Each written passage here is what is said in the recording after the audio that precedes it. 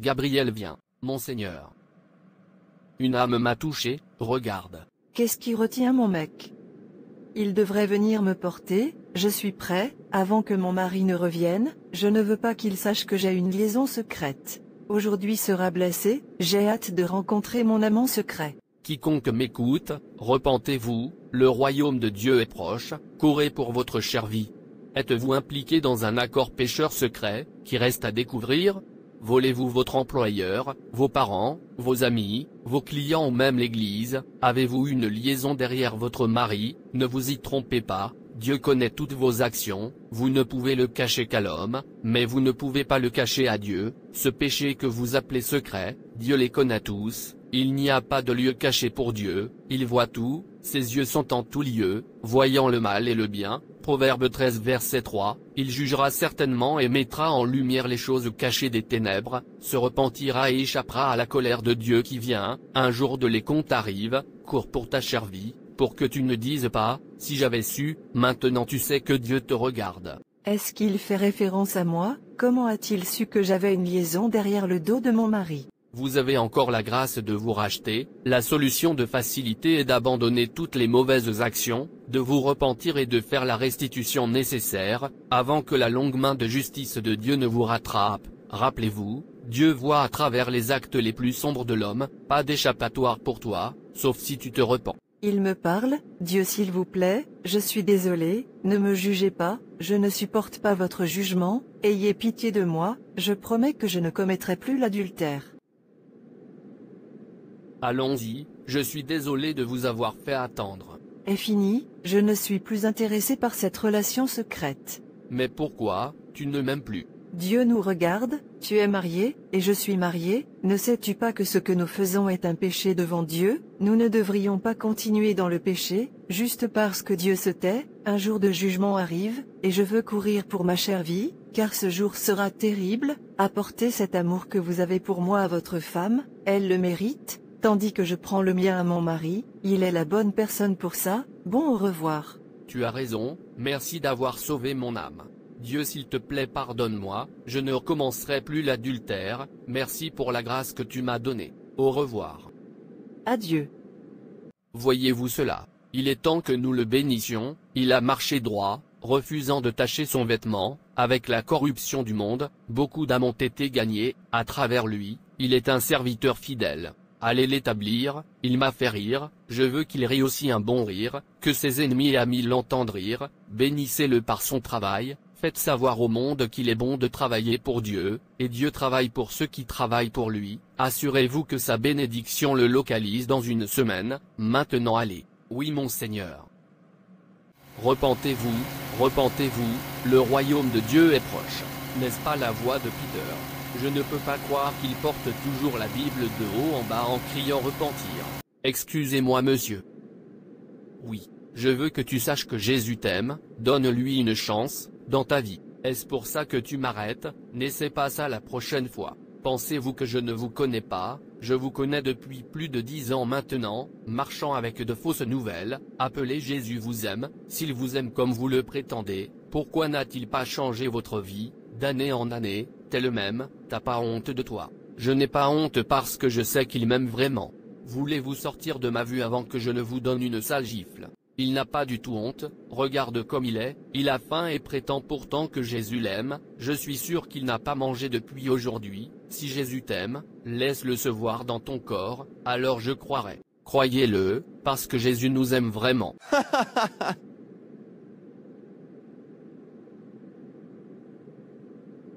Essayant de te consoler, je comprends.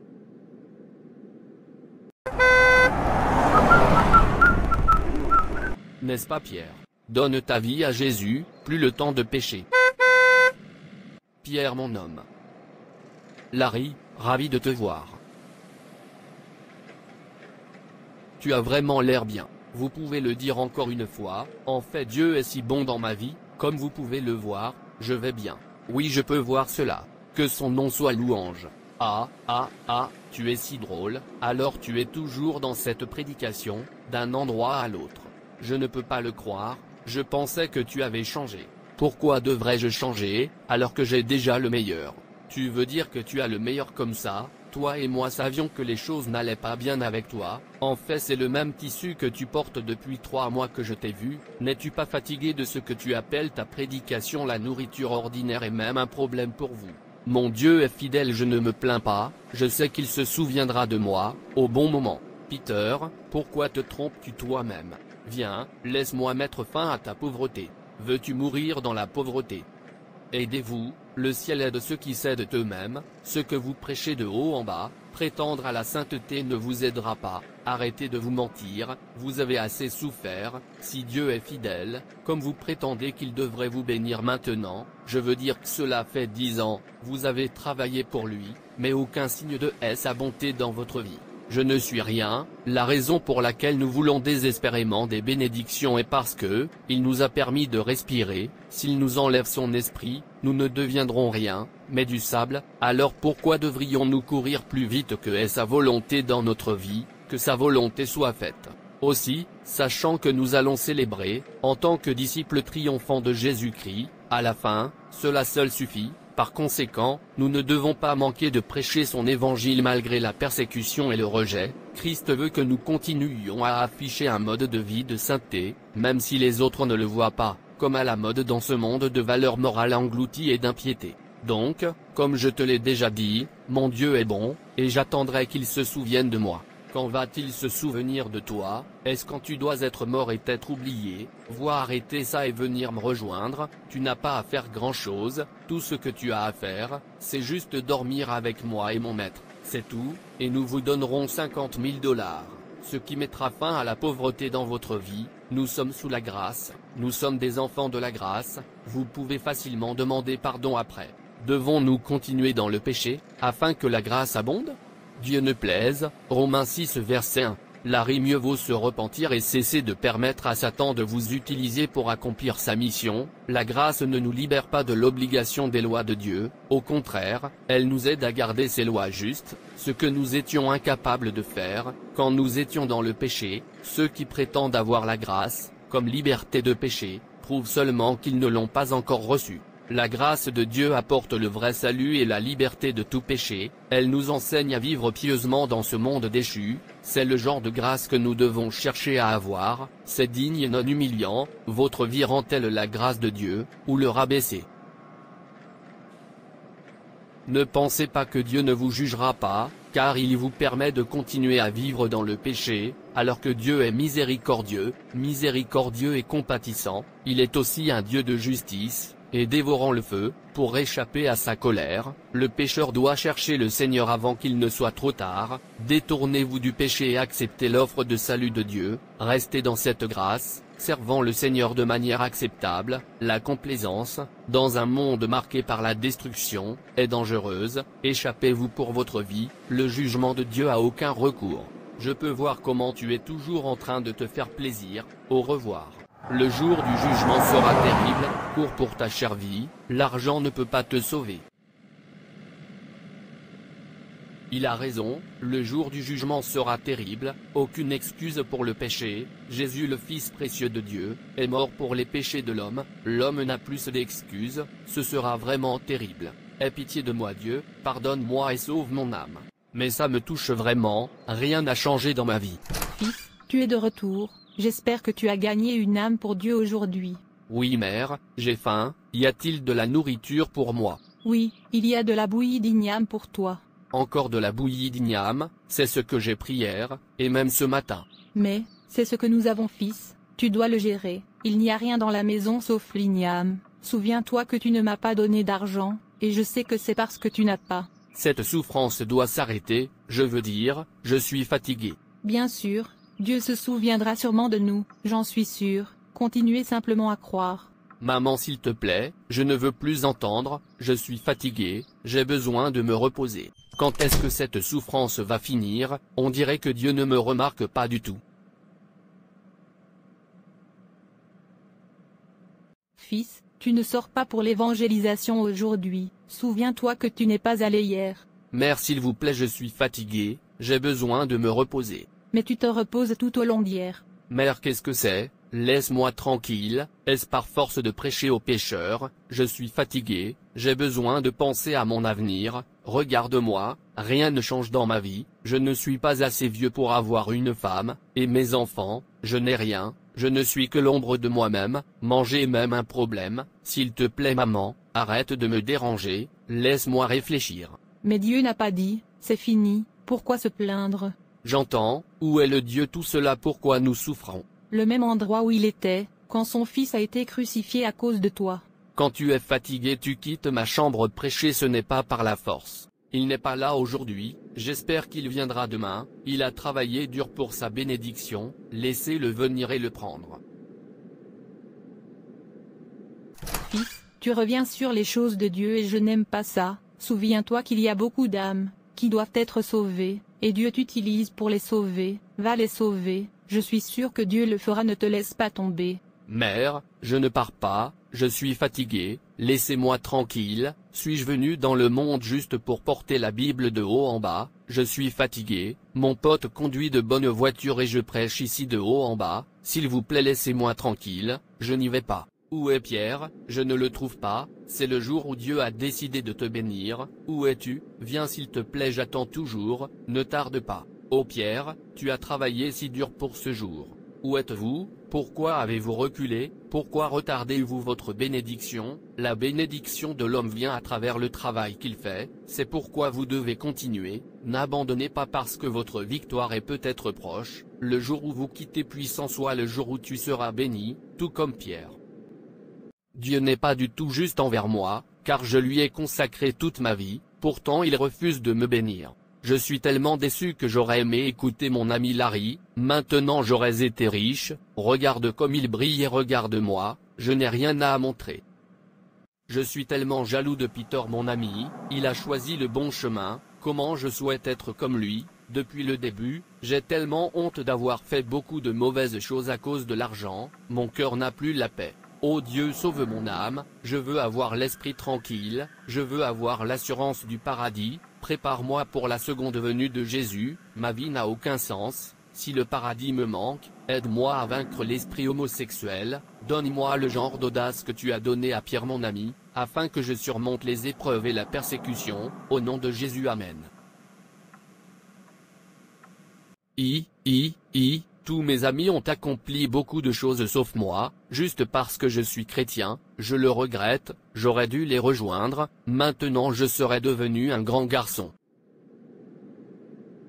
Dommage qu'il ne soit pas prêt pour la bénédiction, je ne laisserai tomber la bénédiction qu'ici, quand il sera prêt, il reviendra et le récupérera, je ne peux pas revenir avec la bénédiction, car la parole de Dieu ne peut pas lui revenir jusqu'à ce qu'il accomplisse pourquoi il l'a envoyé. Mon Seigneur, il n'est pas prêt, alors j'ai déposé la bénédiction là-bas pour lui. Va bien, il a laissé le doute et la peur le paralyser, il a maintenant oublié ce que Dieu peut faire, le laisser, jusqu'à ce qu'il revienne à la raison. Oui mon Seigneur. Peter, ta percée, est entre tes mains maintenant, réveille-toi et prends-la. Peter, pourquoi as-tu donné mon homme à une autre fille? Tu sais qu'il n'y a pas de client, et tu sais aussi que je n'ai vu aucun client aujourd'hui, pourtant tu emmènes mon homme à une autre fille, c'est la deuxième fois que tu fais ce genre de choses, qu'est-ce que ça veut dire? Combien t'a-t-elle donné? Qui t'a fait emmener mon homme à elle? Elle ne m'a pas donné d'argent, je veux dire que je ne peux pas percevoir de pot de vin, ne me regarde pas de cette façon, juste parce que je travaille dans un hôtel, je suis désolé, je ne l'ai pas fait exprès, je pensais que tu n'étais pas là. Croyez-moi, je ne suis pas ce genre de personne, je suis une bonne personne, tout le monde me connaît pour ça, je suis un croyant. J'entends, si vous n'êtes pas ce genre de personne, que faites-vous à l'hôtel, en donnant de l'homme à la femme? Une bonne personne devrait faire du bon travail, quand vous avez un bon nom, vous avez quelque chose de valeur réelle, alors pourquoi êtes-vous ici? Les croyants devraient toujours se comporter, pour préserver le nom de l'Éternel, ils portent, tous les enfants de Dieu portent son nom, que tous ceux qui portent le nom de l'Éternel s'écartent de l'iniquité.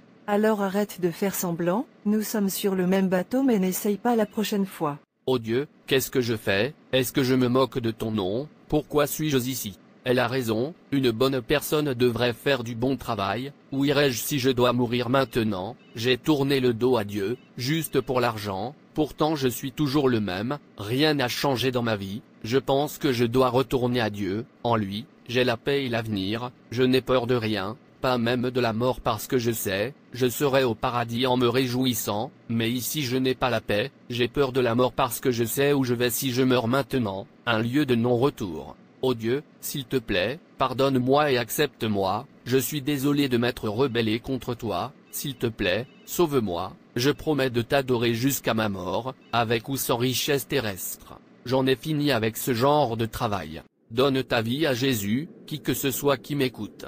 Excusez-moi, s'il vous plaît ne soyez pas offensés, je vous attends ici depuis très longtemps, j'avais besoin de vous voir pour une chose très importante, car je suis convaincu que vous serez la bonne personne pour le travail, après avoir vu la peur de Dieu en toi. D'accord, continue. J'ai besoin d'une personne sincère, avec la crainte de Dieu, qui gérera mon entreprise ici, pendant que je gère celle à l'étranger, s'il vous plaît pouvez-vous le faire pour moi?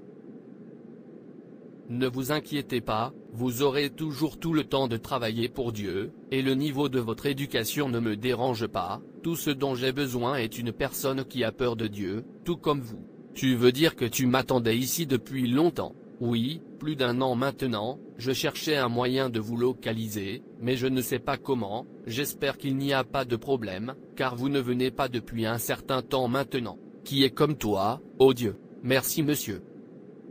Tu es là, bienvenue.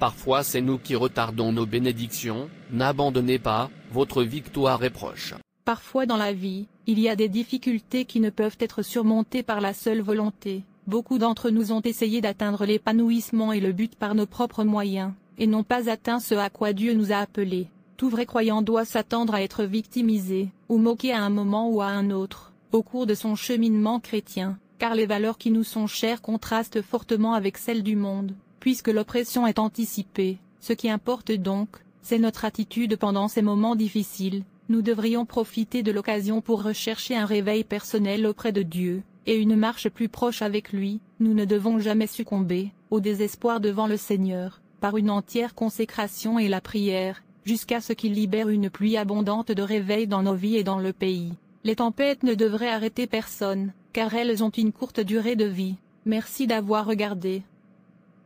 Et n'hésitez pas à vous abonner, liker et partager. Dieu te bénisse. Et rappelez-vous, Jésus vous aime vraiment.